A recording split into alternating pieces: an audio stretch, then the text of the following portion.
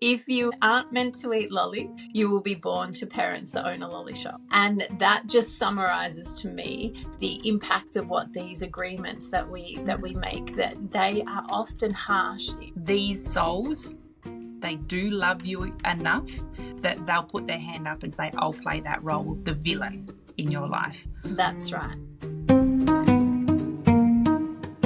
Let's dive in to a DM with the universe. Hi and welcome to our podcast, A DM with the Universe. I'm Laura. And I'm Hayley. And in today's episode, we're going to be covering Soul Contracts 101. We've started to have this conversation about how important it is for our listeners to have that foundational knowledge about soul contracts, soul family, and the impact that it has on this incarnation. Yeah. Now, the universe always provides us with a stimuli, for want of a better word, a reason why and how we can intro this topic into our podcast. Yep. And unfortunately, for our little community, I guess the spark for me wanting to share the importance of soul contracts was based on the loss of a really beautiful mum as part of our community. So there's so much around that, not, her life being cut short. She's left behind 3 children and a really beautiful, loving husband, and just the very fabric of a family has disintegrated. Yeah. So, being a mum myself, having children around that same age, it landed really hard, and it landed hard for a lot of the other people in my community that we've had this discussion with, just because, she was known, loved, unlike anybody that passes away. So what I wanted to share and the point that I want to get across in this episode is my belief in soul contracts, soul family, because it brought me a lot of peace to think that everybody plays a role in our experience of life. And I guess, not to give away the gold nuggets, but that role was predetermined before we even incarnated. So that being said, I'd love to pass it over to you to get your understanding and your awareness of soul family and the role that they play in our life. Yeah. And such a tragic story to hear around that time of Christmas and New Year as well. Yeah, I think for anyone that's on their spiritual journey, they may already be aware of soul family and soul contracts, but it's really important that we set foundation for that, because it really does impact how we see the world and how we interact in the world and the expectations we have on ourselves as well as others. It provides platforms to take self-responsibility for your own life. So for me, soul family, we have to step back before we incarnated, before we came into this human form, that we were sitting around with our little clique of souls up in soul land, wherever that is. And there was discussions about, what did I as a soul want to experience in this lifetime? And, for me, that might be that I want to be a ballerina, and I'm going to be a grand ballerina. And therefore, I would have people or other souls that will go, well, to enable you to have that experience the way you want to have that experience, I'll come in and I will play this role, and I'll play that role, and I'll play that role. And in most instances, when we're talking soul family, and we will go into another episode which goes so much deeper into this at a later date, but we're going to talk more about soul family as being actually direct family members that are around you, close friends, people that have had a huge impact in your life, whether they're mentors. They may still be strangers to some extent, but they've had an absolute pivotal impact in your life. So if we talk about those people as a soul family, essentially that agreement to come through to be supportive, or what may seem unsupportive on the outside, that's those roles that we've all agreed to play. Yeah, I agree. And I think to speak to that, those roles aren't necessarily all grand roles, like the most supportive mother, and I'm going to support you through all of this in your life. It might look like the father that wasn't able to show up and give you the love that you need and therefore you didn't feel quite comfortable in that family. So you left that family and went off and found your own way in life.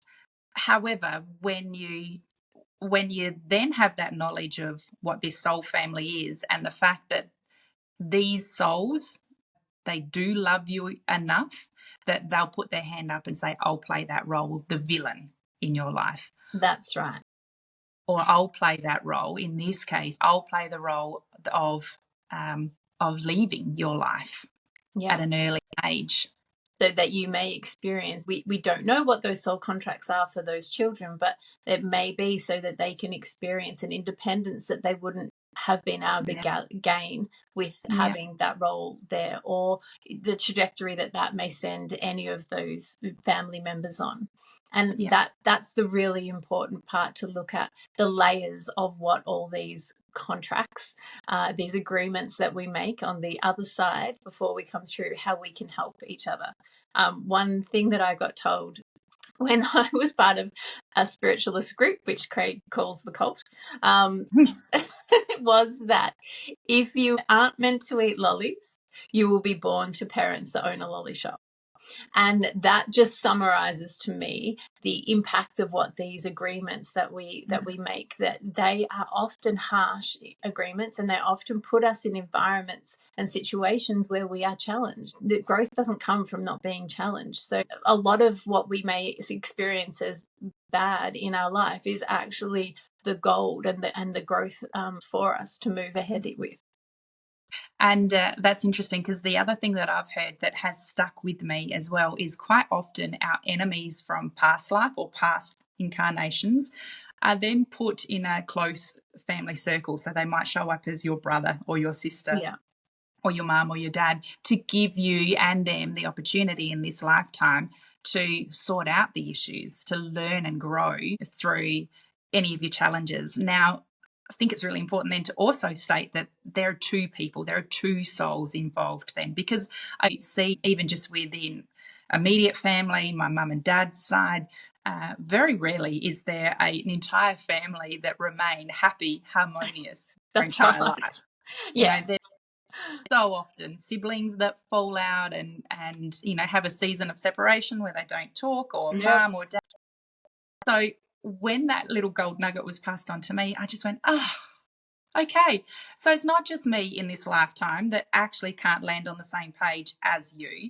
More than likely, we've been cycling through this challenge for, you know, many incarnations, and maybe we still can't just quite get it right in this lifetime. Maybe I might be open and be doing the work, and maybe you're not in this lifetime. Yeah. And that's okay. Yeah. And that's the other thing. It's like when we see tragedy or people experience abuse, absolute showcase of how that works, you know, physical abuse, sexual abuse, mental abuse in a family unit. From when we just look at that at surface level, it's horrific. And you can't understand why you would call that into your world. But you also don't know what roles you've played with those souls in other lifetimes. Have you actually done the same to that same soul? And therefore there's a cyclic lesson that you're learning together. That why we choose to learn these things, you know, that's still a big question mark, and why we want to go through the pains and sorrows of those types of experiences. But that is still part of this whole playground, this whole expression of being human. And that takes you to a whole nother level of like, well, what is it to be human, and why do we want to where's the limit of what we want to experience? You think about people jumping out of planes at really extreme sports. Why does that person want to do that when that's unsafe, or they could lose their life? We just don't know. We have such vast requirements for what we want to experience. Yeah, absolutely. And I know we've done many meditations in the past, and we've been privileged enough to see the past incarnations that you and I have experienced. Yep. So I guess to speak to soul family, they can show up as different roles in different lifetimes. So absolutely. you and I have lived many, many lifetimes together, which I'm not quite sure how much we've shared of our friendship. But when we met 10 years ago in Bali, you were from Melbourne, I'm from Adelaide.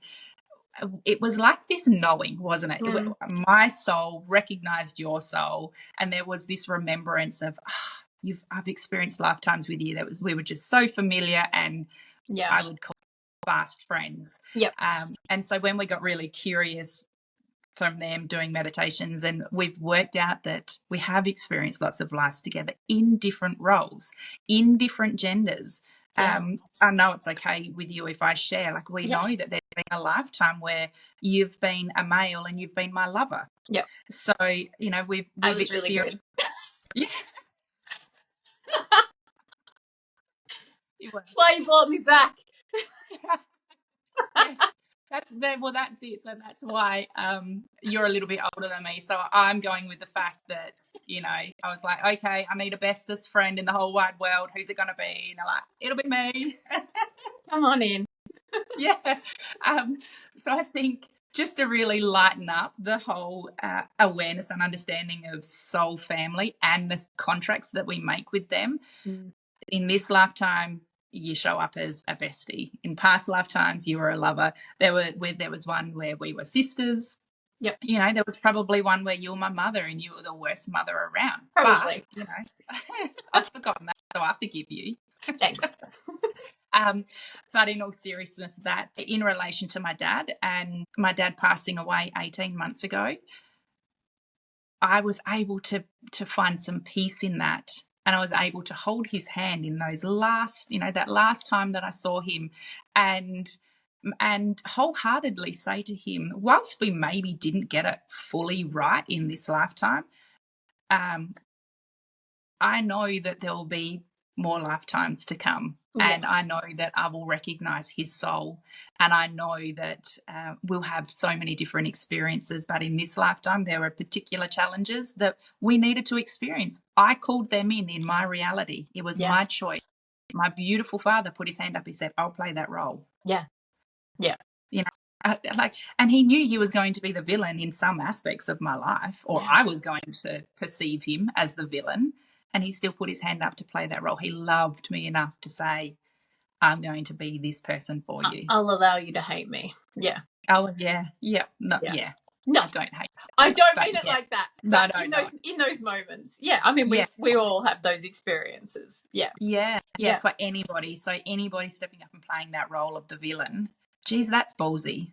Yeah. And I know that I've played that role with some people in my life, you know, that's been their lifetime. I've served up and I've reflected it back to them. And they may not see me in the light that we're able to see our soul family in either. So that's probably the one thing that I encourage everybody that listens to this episode is receive it into your heart space. So think about those people that have played the villain in your life, and then put it into the context of this was all pre-organized. Before you incarnated, those people are your soul family, and you will journey with them for likely many more lifetimes yet, but they were the ones that put their hand up because your soul wanted to experience that challenge or that emotion or, you know, whatever it is. So when you can run that through your heart and find some peace in that, all of a sudden you don't have to be so angry. You don't have to be so hurt from the experiences that you've had in life with particular people. Yeah, I think it frees you up to have some acceptance that I have control over this situation. It's not, you know, and we'll talk to one of the things that came through to us now is that life isn't happening to us, it is happening for us. And such a strong message to take out of this episode.